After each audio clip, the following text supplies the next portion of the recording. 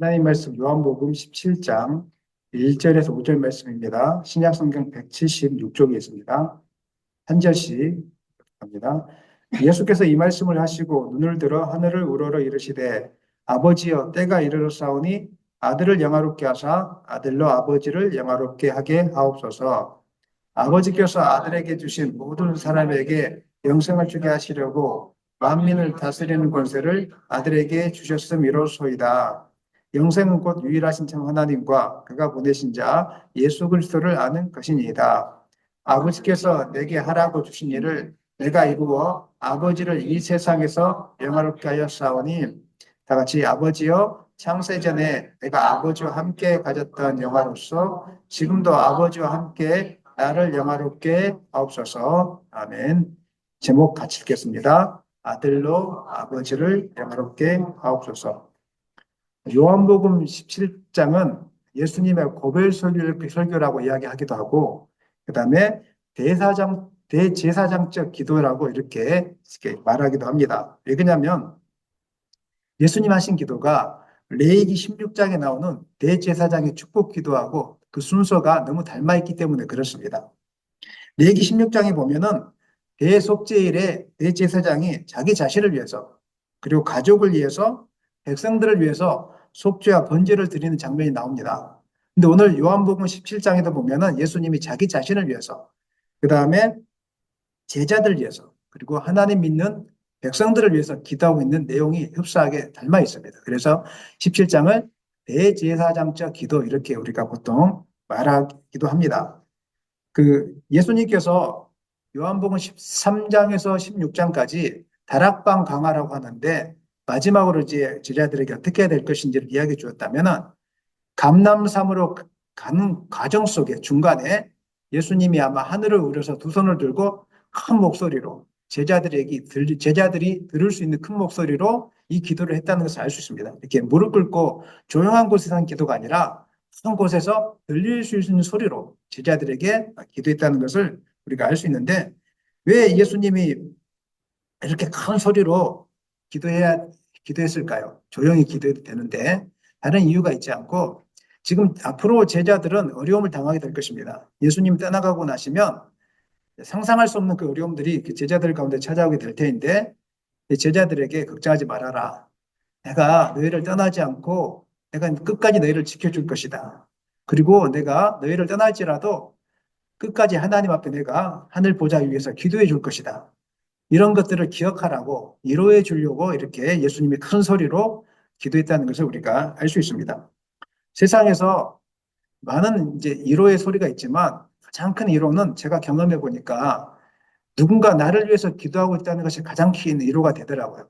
제가 종종 말씀드렸지만 군대에서 처음 보충대 들어가서 잠을 잤는데 잠이 안 오더라고요. 언제 제대할 것인가? 아, 내가 이곳에 온 게 어떻게 내가 이걸 이겨낼 수 있을 것인가? 두려움이 떨더라고요. 보충소에서 예배당에 처음 갔는데 수요 예배였어요. 수요 저녁 예배. 근데 그때 들려왔던 찬양이 당신이 지쳐서 기도할 수 없고, 제가 지쳐서 기도할 수 없고, 눈물이 빗물처럼 흘러내릴 때, 주님은 아시네, 당신의 연약함을 사랑으로 돌봐주시네, 누군가 널 위하여 기도하네, 누군가 널 위하여 기도하네, 내가 홀로 외로워서 마음이 무너질 때, 누군가 널 위해 기도하네. 이, 이 찬송이 부르는데 눈물이 확 나더라고요. 나는 혼자인 줄 알았는데, 주님이 나와 함께 계시고, 그 다음에 바깥에서, 훈련소 바깥에서 나를 위해 기도해 주는 사람이 많다는 걸 깨닫고 나서 용기가 생기더라고요. 그다음부터 제가 두려워하지 않고 훈련 열심히 받았고요. 그다음 이등병 때도 부대에 들어가서 겁먹지 않고 그 종교 점호 시간이 있거든요. 그 시간에 가서 제가 서서 설교를 했습니다. 복음을 전하고 이등병 때부터 그렇게 했던 것은 누군가 나를 위해서 기도하고 있다는 이것이 나를 붙들어줬습니다. 사랑하는 여러분, 오늘 주님이 여러분을 위해서 기도하고 있습니다. 그리고 누군가가 지금도 여러분에게 힘을 주기 위해서 하나님께 간절히 기도하고 있습니다. 제가 토요일 설교 준비 끝나고 나면 이곳에 앉아서 기도합니다. 오늘 예배 드릴 각 가정들, 아이들 이름을 다 불러가면서, 물론 새벽마다도 한 명도 빠짐없이 불러가면서 기도하고 있지만, 토요일 날, 특별히 주일날은 중요하기 때문에 각 사람 이름을 불러가면서 하나님 말씀의 은혜를 받아야 됩니다. 제가 약합니다. 제가 아무리 잘 준비해도 제가 전하는 것은 그 육체의 그때 어떤 컨디션에 따라서 말씀이 잘 증거되기도 하고 안 증거되기도 하고 또 영적인 상황에 따라서 증거되기도 하고 안 증거되기도 하고 그다음에 이곳에 앉아 있는 분들의 어떤 마음의 심리적인 상태에 따라서 영적인 상태에 따라서 말씀이 들리기도 하고 안 들리기도 하는데 하나님 도와달라고 너무 중요한 시간이라고 이 시간을 놓치면 안 된다고 해서 간절히 기도하고 나옵니다. 그래서 어제도 막 기도하며 돌아가는데 저뿐만 아니라 오늘 이 시간에 예수님도 하늘 보좌 위에서 여러분이 구원받기를, 여러분이 하나님 만나기를, 여러분이 진짜로 구원의 기쁨을 누리기를 위해서 기도하고 있던 이 사실에 이루어받기를 예수님의 이름으로 간절히 축원합니다. 1절 한번 읽겠습니다. 1절 읽겠습니다. 예수께서 이 말씀을 하시고 눈을 들어 하늘을 우러러 이르시되 아버지여 때가 이르렀사오니 아들을 영화롭게 하사 아들로 아버지를 영화롭게 하게 하옵소서. 이제 첫 번째 기도하는데 아버지여 때가 이르렀다 이렇게 이야기하고 있습니다. 무슨 때입니까? 무슨 때입니까? 십자가에 이제 못 박힐 때가 그 이르렀다는 것입니다. 죽을 때가 이르렀다는 것입니다. 그러면서 아들을 영화롭게 하사 아들로 인해서 아버지가 영화롭게 하옵소서 이렇게 이야기하고 있습니다. 이 영화롭게 한다, 영광을 받는다 이런 뜻은 거울을 비추듯이 나의 모습 속에서 하나님의 뜻이 드러나서 하나님의 이름이 높아지는 것을 영화롭게 한다 이렇게 이야기하는 것입니다. 예수님은 자기 자신이 높임을 받기 위해서 지금까지 사역한 적이 한 번도 없습니다. 예수님이 이 땅에 오셔서 공생의 사역을 할 동안에 오직 아버지의 이름을 높이기 위해 사역했습니다. 그래서 자기가 하고 싶은 말대로 하지 않고 하나님과 교통하는 가운데 아버지 하나님이 주시는 말씀을 그대로 증거했습니다. 그 다음에 아버지께서 하라고 하는 기적들을 그대로 베풀었습니다. 가나 혼인잔치의 기적들, 눈먼 자를 뜨게 하는 기적들, 귀신을 쫓는 역사들, 이거는 아무나 그렇게 한 것이 아니라 아버지 하나님이 그렇게 하라고 하셨을 때만 그렇게 하셨습니다. 왜요? 그 사건들을 통해서 예수님이 하나님이 보내신 메시아라는 것을 드러내기 위해서. 그리고 어떤 그런 것들을 통해서 하나님이 구약 때 약속하신 그 메시아가 우리 가운데 왔구나. 하나님은 신실하신 분이시구나. 그러니까 누가 높아지는 겁니까? 예수님이 순종하면 순종할수록 하나님의 이름이 높아지게 되는 것입니다. 그러면서 예수님이 내가 십자가를 앞두고 있는데 하나님, 내가 끝까지 이 길을 잘 감당해서 이 구속 사역을 완성해서 아버지가 그 구약 때부터 지금까지 끌고 왔던 이 구약 구속 사역을 나로 통하여 완성하게 해서 하나님의 이름이 결국은 온 세상 가운데 높아지게 해달라고 이렇게 지금 주님이 기도하고 있는 것입니다. 요한복음 17장 4절 5절에도 똑같은 말씀이 나왔습니다. 4절 5절 읽어보겠습니다. 아버지께서 내게 하라고 주신 일을 내가 이루어 아버지를 이 세상에서 영화롭게 하였사오니 그 다음에 5절 아버지여 창세전에 내가 아버지와 함께 가졌던 영화로서 지금도 아버지와 함께 나를 영화롭게 하옵소서. 창세전부터 하나님과 예수님 함께 계셨습니다. 천지를 어떻게 창조할 것인지 같이 의논하셨고 하나님의 명령에 의해서 예수님은 그를 순종하면서 갔다는 것입니다. 마찬가지로 이 땅에 있으면서 예수님 공생의 사역 동안에 하나님 말씀에 철저히 순종하면서 하나님의 이름만이 높아지기를 힘썼다는 것을 예수님은 기도 가운데 고백하고 있습니다. 저는 이 기도를 묵상하면서 우리의 기도의 첫 번째가 무엇을 달라 하는 기도가 아니라 하나님의 뜻을 이루어 주십시오라는 기도가 돼야 되겠다 이렇게 묵상하게 되었습니다. 우리가 기도하다가 실족하는 경우들이 있습니다. 하나님, 제가 그런 이야기를 많이 듣거든요. 하나님, 많이 기도했는데, 하나님 앞에 많이 기도했는데, 목사님, 저는 왜 기도가 응답이 안 됩니까? 옆에 분은 조금만 기도해도 되는 것 같은데, 왜 저는 이렇게 20년을 기도하고 30년을 기도했는데, 왜 그렇게 기도가 안 됩니까? 이렇게 실족하고 실망하는 경우들이 있습니다. 이건 물론 인간이니까 우리가 실족할 수 있습니다. 그러나 기도의 목적이 잘못되어졌을 때 실족할 수 있습니다. 지금 내 기도가 응답이 안 돼서 실족한다는 것은 그 중심이 하나님의 영광입니까? 아니면 나의 어떤 탐욕이나 욕심이나 내가 하고 싶은 것들을 채우려고 하는 것입니까? 결국은 하나님의 뜻보다는 내가 이루고 싶은 일들을 빨리 이루기를 원하는 욕심이 그 안에 자리 잡고 있기 때문에 그런 것입니다. 하나님의 뜻을 이루는 기도가 목적이라면 기도가 이루어져도 감사, 안 이루어져도 감사, 아멘입니까? 안 이루어지는 것조차도 하나님의 뜻인 것을 기억하시기를 바랍니다. 아이들에게 무엇인가를 줘야 될 때가 있고 주지 말아야 할 때가 있습니다. 아이들이 뭐 달라고 한다고 해서 부모가 다 주면 아이들 망가집니다. 그래서 부모는 때를 기다리면서 더 기다려봐라, 더 기다려봐라. 어떨 때는 주지 않는 것이, 아무것도 주지 않는 것이 아이들의 성숙을 위해서 큰 도움이 되기도 하거든요. 마찬가지입니다. 하나님, 내 병을 고쳐주십시오. 내 병을 고쳐주십시오. 했는데 안 이루어졌다면 우리가 이렇게 기도해야 되죠. 하나님, 내가 이 병이 고쳐지지 않음을 통해서도 하나님만이 드러나게 해주십시오. 언제 그렇게 가능합니까? 내가 병이 고쳐지지 않았는데 사람들이 어떻게 하면 좋습니까? 어떻게 하면 좋습니까? 이렇게 이야기하는데 내가 그렇게 이야기하는 거예요. 걱정하지 마십시오. 약할 때 내가 강함이 되어집니다. 나는 약함을 통해서 하나님을 깊이 만났습니다. 나의 부족함과 나의 모자람을 통해서 하나님만 의지할 수밖에 없었는데 그때 기도하니까 하나님의 권능이 임했습니다. 그리고 나는 깨달았습니다. 인생에 무엇인가를 많이 가진 것이 좋은 것이 결코 좋은 것이 아니라고.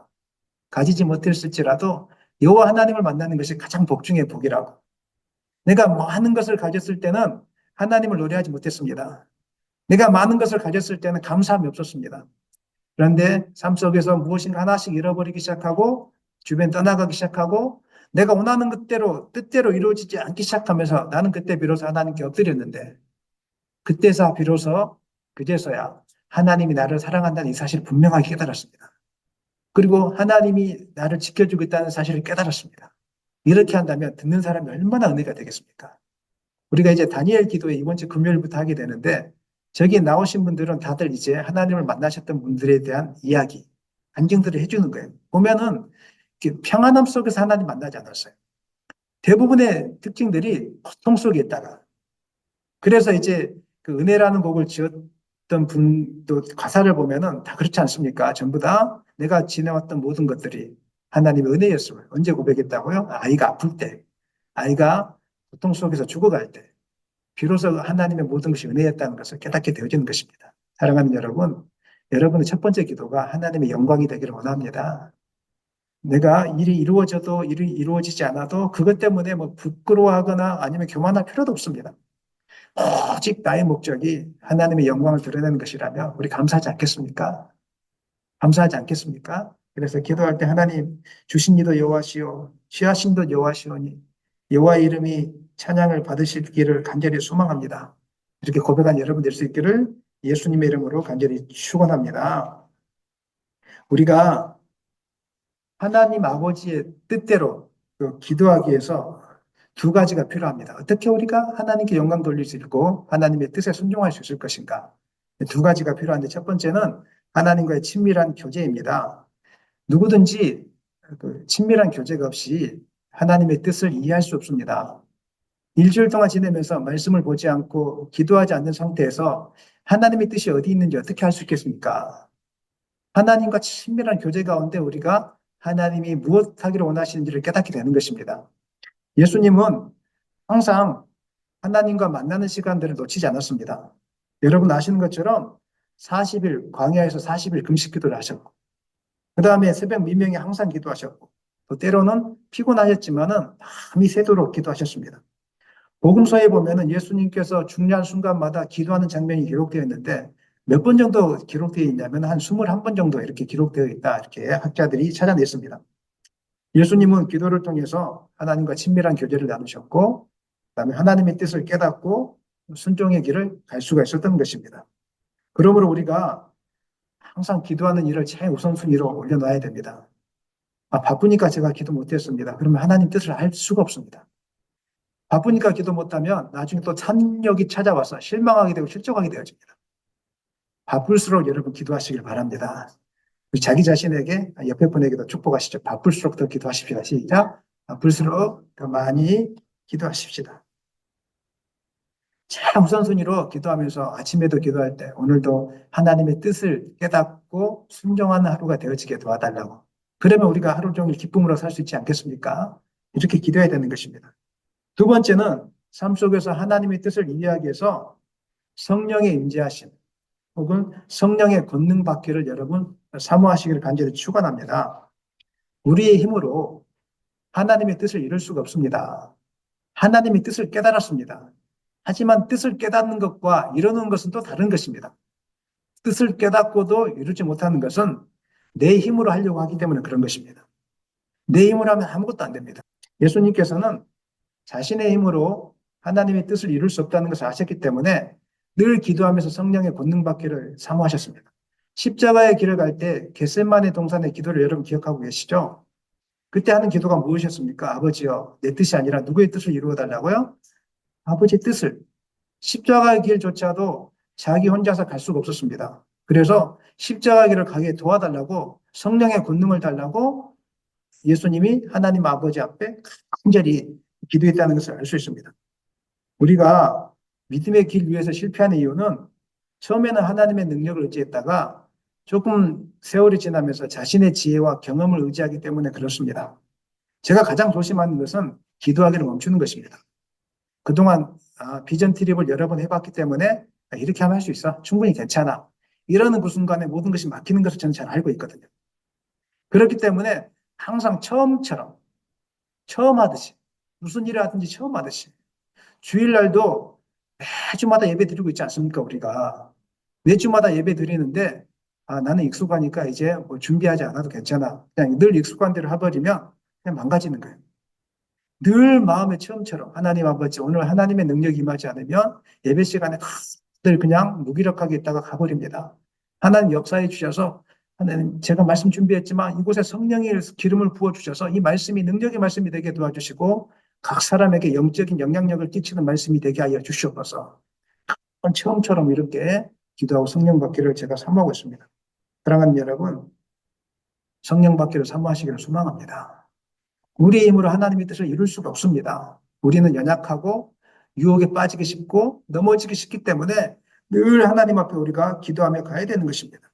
그래서 예배할 때마다 성령의 임재 안에서 예배하기를 원합니다. 기도할 때마다 성령님의 권능을 구하시기를 바랍니다. 성령의 임재 속에서 예배하고 성령의 권능 가운데 기도하면 우리는 세상 가운데 나가서 두려워하지 않고 믿음으로 담력 있게 하나님의 뜻을 성취할 수 있게 될 것입니다. 오늘 하나님과 친밀한 교제 속에서 성령의 권능을 받고 하나님의 뜻을 이루는 여러분 되시기를 예수님의 이름으로 간절히 축원합니다. 우리 옆에 분에게 또 축복하시죠. 성령의 권능 받으십시다. 성령의 권능 받으십시다. 그 다음으로 이제 2절에서 예수님은 성부 하나님께서 성자 예수님에게 권능을 주셨다. 이렇게 이야기하고 있습니다. 우리 한번 2절 말씀 읽겠습니다. 아버지께서 아들에게 주신 모든 사람에게 영생을 주게 하시려고 만민을 다스리는 권세를 아들에게 주셨음이로소이다. 아멘. 예수님께서는 만민을 다스리는 권세를 아버지께서 자기에게 주셨다. 이렇게 이야기하고 있습니다. 이 권세가 무슨 어떤 권세입니까? 마태복음 28장에서는 하늘과 땅의 모든 권세를 예수님에게 주셨다. 이렇게 예수님 자신이 고백하고 있는 것을 알 수 있는데 예수님은 이 세상의 모든 만물을 아버지 하나님을 대신해서 주관하고 다스리고 있다는 사실을 믿으시기를 바랍니다. 지금 일어나고 있는 모든 국제적인 정황들, 사건들, 시간들, 모든 것은 다 하나님의 손, 예수님의 손에 지금 달려 있습니다. 예수님이 좌로 가라고 그러면 좌로 갈 수 있는 것이고, 우로 가라면 우로 갈 수 있습니다. 오늘 나랑 같이 하늘나라에 가자 그러면 여러분 같이 가셔야 됩니다. 근데 아무리 병이 걸려도 하나님 내 생명을 보존하여 주십시오 하면 히스기야처럼 기도하면은 12년 동안 생명이 보존되는 그 역사가 일어나게 되는 것입니다. 왜냐하면 모든 권능이 누구에게 달려있기 때문에 주님 앞에 달려있기 때문에 예수님께 달려있기 때문에 모든 권능이 예수님께 달려있기 때문에 걱정할 필요 없습니다. 여러분. 먼저 그의 나라와 그의 의를 구하라. 그리하면 이 모든 것을 너희에게 더하시리라. 하나님을 위해서 달려가면은 아이고 우리 가정 누가 책임집니까? 하나님을 위해서 달려가면은 앞으로 내 인생은 누가 책임집니까? 누가 책임지신다고요?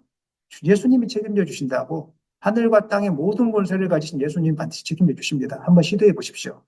철저히 하나님만 의지하면서 붙들고 그냥 침묵하면서 여리고성을 돌 때 이스라엘 백성들이 침묵하면서 돌았던 것처럼 오늘 인생의 어려움이 올수록 여러분 말을 줄여야 됩니다.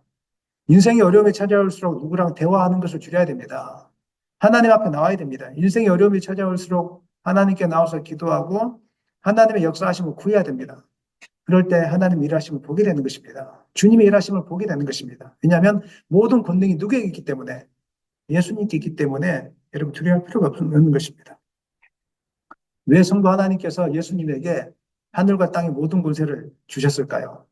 1절, 2절에서 이야기하고 있는데 영생을 모든 사람에게 뭐 하라고요? 영생을 주시려고 이렇게 하고 있다고 이야기하고 있습니다. 여기서 모든 사람이라는 것은 이 세상에 있는 모든 사람이 아니라 아버지께서 아들에게 주신, 이게 무슨 말입니까?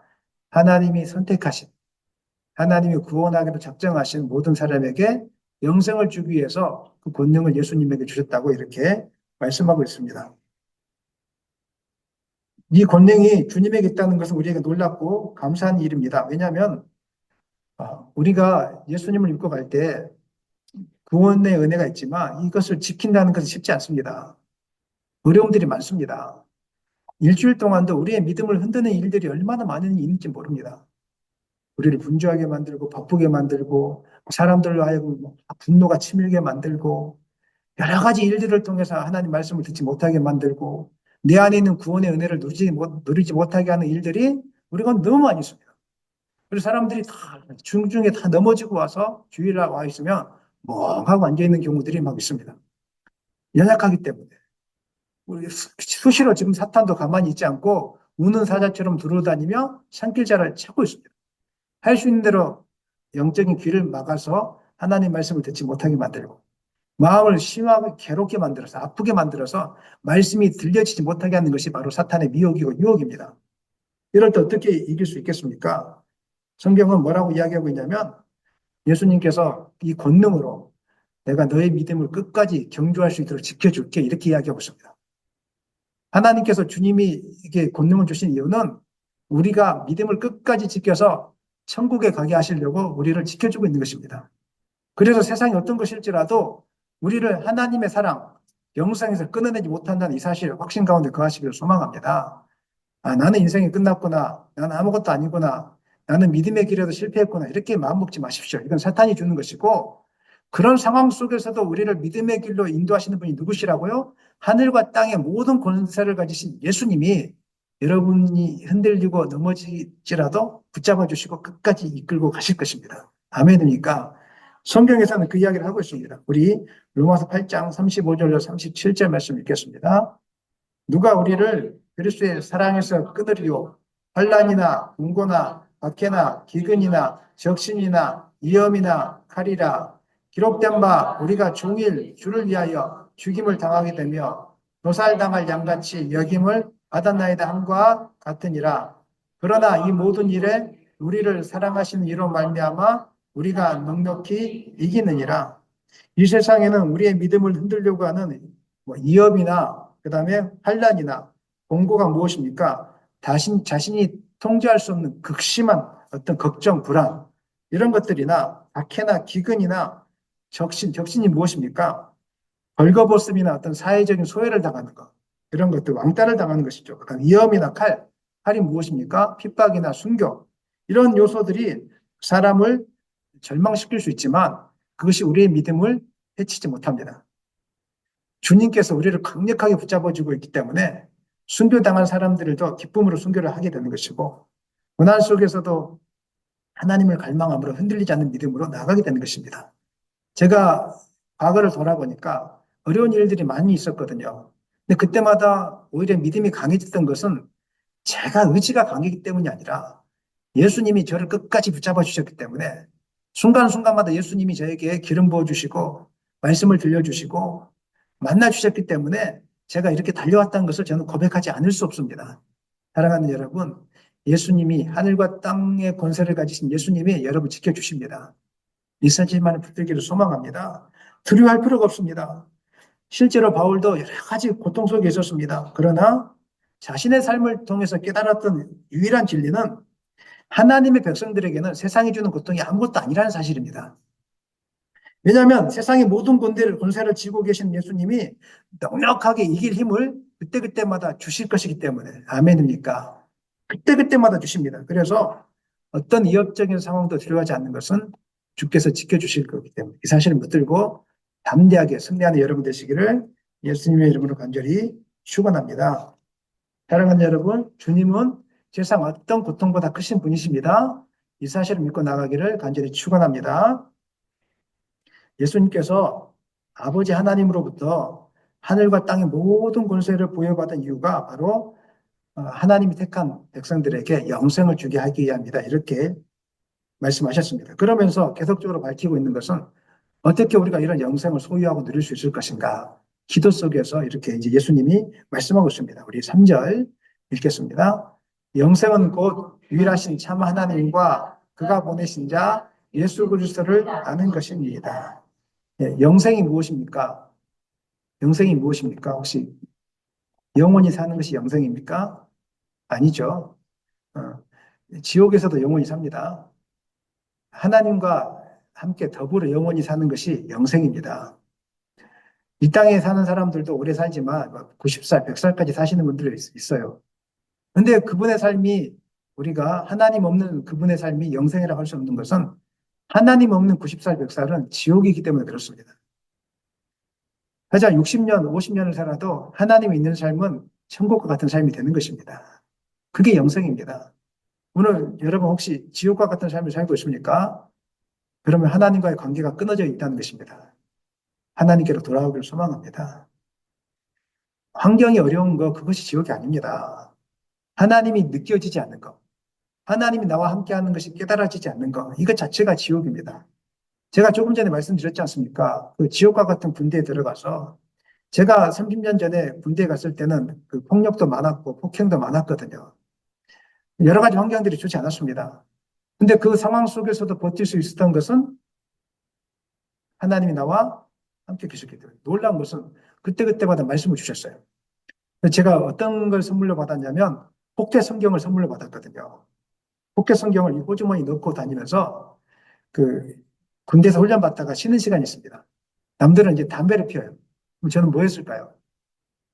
꺼내서 말씀 읽었어요. 꺼내서 말씀 읽고 즉 복음에 붙어요. 미쳤다 그래도 나는 이게 좋았어요. 저는 그게 좋았거든요. 말씀을 읽고 그다음에 그 내무반에서 화장실 청소할 때 청소하고 나서 제가 몰래 화장실에 가서 말씀을 꺼내 읽었어요. 그리고 기도했어요. 그다음에 이제 교회당에 가는 걸 엄청 반대하니까 그 제가 저번에 말씀드렸지만은 이렇게 푸시업을 하면서 기도했어요. 하나님 도와달라고. 그러면 그때마다 또 고참이 와서 저는 교회 보내라고. 이렇게 하면서 이제 교회를 갔던 것들이 있습니다. 근데 내가 할 수 있는 건 아니었어요. 하나님 그때그때마다 담력을 주시고 죽으면 죽으리라 하는 마음을 주셨어요. 그래서 제가 그 길을 갈 수 있었던 것입니다. 지금도 마찬가지입니다. 목회길을 가면서도 마찬가지죠. 여러 가지 어려움들이 많습니다. 하지만 두려워하지 않는 것은 하나님 그때그때마다 이길 힘을 저에게 주고 있기 때문에 그런 것입니다. 하나님이 나와 함께 계심이 확실하기 때문에 믿어지기 때문에 그런 것입니다. 영생이라는 것은 바로 이런 것입니다. 영생이란 예수님을 믿고 믿음으로 고백하고 구원받았다. 그 자체에 머무르는 것이 영생이 아니라 예수님을 통해서 구원받은 이후에 하나님과 동행하는 삶, 동행하는 기쁨을 누리는 것이 영생입니다. 영생의 복을 누리시기를 바랍니다. 예수를 믿었지만 그렇다면 영생을 누리는 사람도 있고 누리지 못하는 사람도 있다는 거예요. 여러분 물어보겠습니다. 여러분 영생을 누리고 있습니까? 옆에 분 한번 쳐다보실까요? 영생을 누리고 있는지, 영생을 누리고 있지 않은지 한번 쳐다보시기를 바랍니다. 여러분 영생을 누리지 못하고 있는 사람들 많습니다. 왜 누리지 못할까요? 오늘 어떻게 하면 누릴 수 있는지를 보면 왜 누리지 못하는지 그 이유를 우리가 발견할 수 있습니다. 첫 번째 영생을 누리는 방법은 오늘 보니까 다시 한번 3절 읽겠습니다. 영생은 곧 유일하신 참 하나님과 그가 보내신 자 예수 그리스도를 아는 것입니다. 영생이 뭐라고요? 먼저 누구를 아는 것입니까? 유일하신 참 하나님을 아는 것. 유일하신 참 하나님을 아는 것이라는 것은 지식적으로 체험적으로 아는 것 다 포함하는 것입니다. 성경 말씀을 통해서 하나님 이런 분이시구나. 천지를 창조하신 분이시구나. 하나님이 우리의 인생의 길을 책임져 주시는 분이시구나. 하나님은 전능하신 분이시구나. 나와 함께 하시는 분이시구나. 나의 인생의 운명을 지고 계시는 분이시구나. 이걸 다 깨닫고 그걸로만 알 뿐만 아니라 삶 속에서 실제적으로 경험하는 거예요. 진짜 기도하면서 의지하면서 나갔더니 이루어지는구나. 기도하면서 나갔더니 이런 놀라운 역사가 일어나는구나. 아멘입니까? 실제적으로 믿어지는 거예요. 그래서 이 땅에 유일하신 하나님은, 유일하신 신은 오직 누구밖에 없다는 거예요? 하나님밖에 없다는 것이 믿어지고 깨달아지고 믿어지는 것입니다. 히브리서 11장 6절 말씀에는 이렇게 기록하고 있습니다. 다 같이 읽겠습니다. 믿음이 없이는 하나님을 기쁘시게 하지 못하나니 하나님께 나아가는 자는 반드시 그가 계신 것과 또한 그가 자기를 찾는 자들에게 상 주시는 이심을 믿어야 할지니라. 하나님 앞에 나아갈 때 하나님이 계신 것을 믿어야 된다. 그리고 상급이 예비되어 있다. 하나님 다 지켜보고 계신다. 이것을 우리가 믿음으로 나가야 된다 이야기하고 있습니다. 그럼 반대로 이런 사람은 영생을 누릴 수 있는데 반대로 이걸 바꿔보면은 하나님이 계신 것이 믿어지지 않는 사람은 예수를 믿을지라도 영생을 누린다고요? 못 누린다고요? 누리지 못하는 게 바로 거기에 있는 것입니다. 문제 앞에 부딪혔을 때 하나님이 계신 것이 안 믿어져요. 그러면 이제 불안이 찾아오고 염려가 찾아오고 걱정이 찾아와요. 어떤 삶의 결과 속에서 우리가 인간적으로 내가 원하는 것을 얻지 못할 때도 있지 않겠습니까? 세상 사람들이 볼 때 실패라고 여겨지는 그런 환경들이 존재할 거잖아요. 그때 하나님은 살아계십니다. 하나님은 나와 함께 계십니다. 나를 실만한 물가와 푸른 초장으로 인도하시는 분이십니다. 이 믿음의 고백이 확실하면 이분은 하나님과 동행하는 기쁨, 영생의 기쁨을 누리게 되어집니다.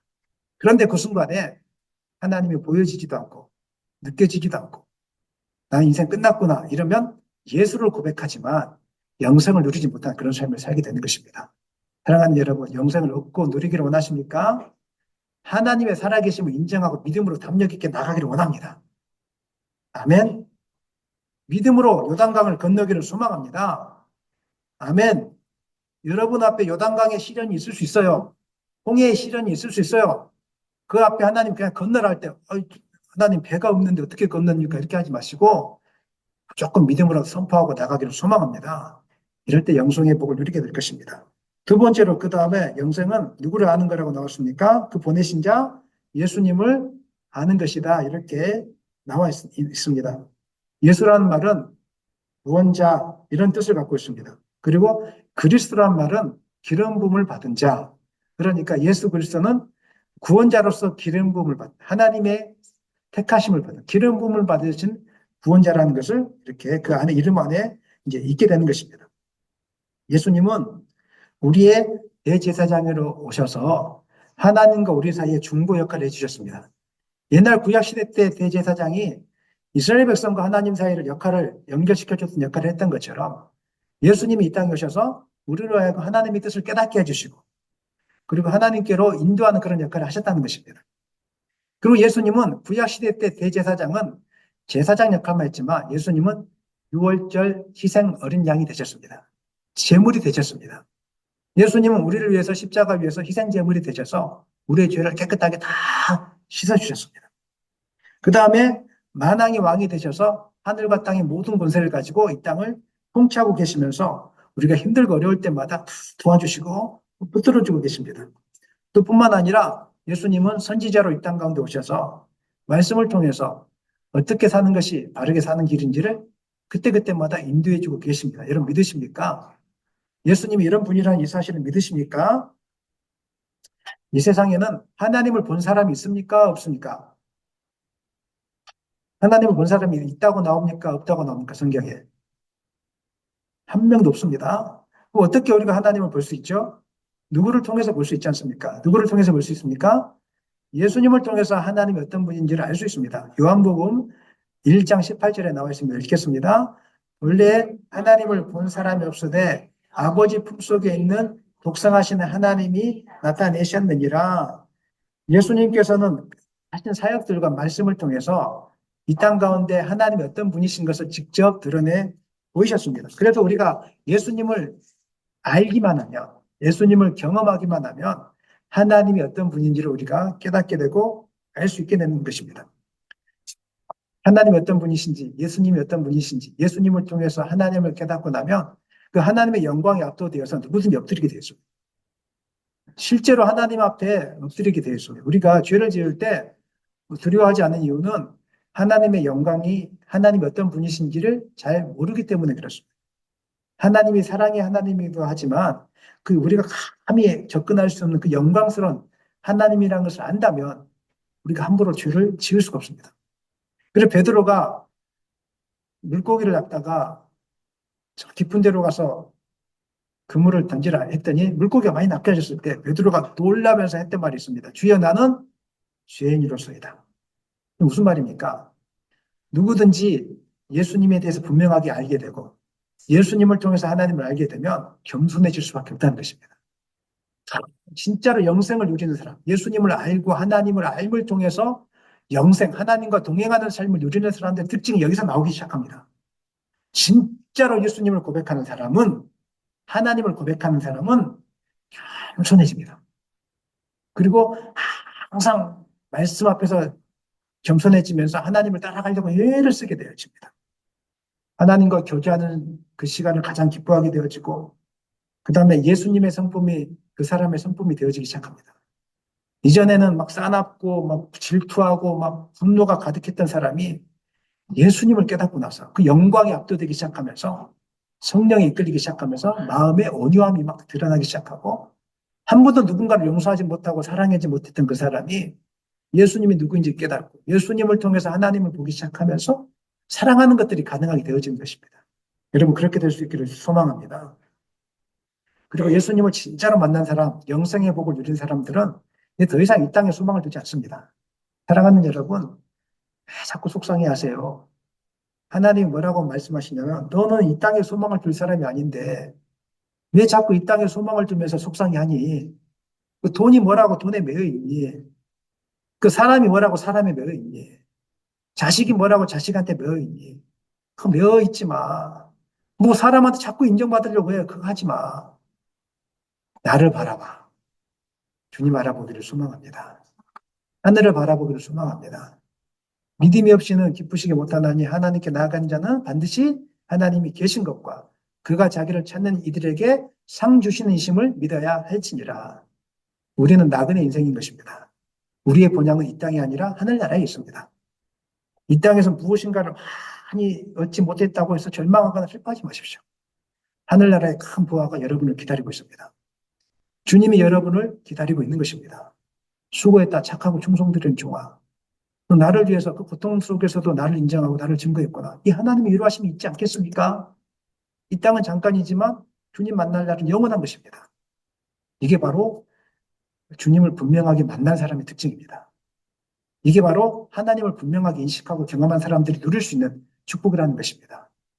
여러분들이 예수를 주로 믿어서 그것으로 끝나는 인생이 아니라, 예수를 주로 믿었으니까 나는 구원받았다, 이런 단계가 아니라 하나님이 어떤 분이신지, 예수님이 어떤 분이신지 분명히 깨닫고 삶 자체가 완전히 달라져서, 삶의 목적이 완전히 달라져서 주님의 복음을 위하여 달려가고, 오직 삶의 목적이 나를 위한 삶이 아니라 주님을 영화롭게 하는 삶, 하나님을 영화롭게 하는 그 삶이 될 수 있기를 예수님의 이름으로 간절히 축원합니다. 말씀 마무리하겠습니다. 예수님은 대제사장적 기도를 통해서 예수님이 이 땅에 오신 목적이 아버지 하나님의 구원 계획에 순종해서 아들로 하여금 아버지의 이름이 높임을 받기를, 아버지 이름이 영화롭게 되는 것이 목적이라고 오늘 기도를 통해서 말씀하고 있습니다. 하나님 아버지의 구속 계획에 예수님이 순종하심을 통해서 아버지의 이름이 높임을 받게 되었다는 것입니다. 이 영생을 우리가 어떻게 얻을 수 있겠습니까? 아버지 하나님과 그 아들 예수 그리스도가 어떤 분이신지를 지식적으로 깨닫고 삶 속에서 경험할 때 영생이 우리의 것이 될 줄 여러분 믿으시길 바랍니다. 그리고 하늘과 땅에 모든 권세를 가지신 그 예수님이 우리를 고아처럼 내버려 두지 않으시고 지금도 여전히 우리를 붙잡고 계시고 영생의 길로 인도해 주신다는 이 사실을 붙들 때 우리 영생의 축복을 누리게 될 것입니다. 그리고 영생을 소유한 사람은 더 이상 자기 자신을 위해서 살지 않습니다. 오직 삶의 목적이 주님의 뜻을 이루기 위해서 하나님의 기쁨이 되는 것이 그 삶의 목적이 되는 것입니다. 사랑하는 여러분, 예수 믿고 구원받았습니다, 이 물음 앞에 아멘, 이 대답으로 끝나는 삶이 아니라 정말 구원받고 나서 영생을 소유하고 영생을 누리는 삶이 저와 여러분의 삶이 되기를 소망합니다. 예수님을 깊이 알므로, 하나님을 깊이 알고 누림으로 영생을 깨닫고 영생을 누리기를 예수님의 이름으로 간절히 축원합니다.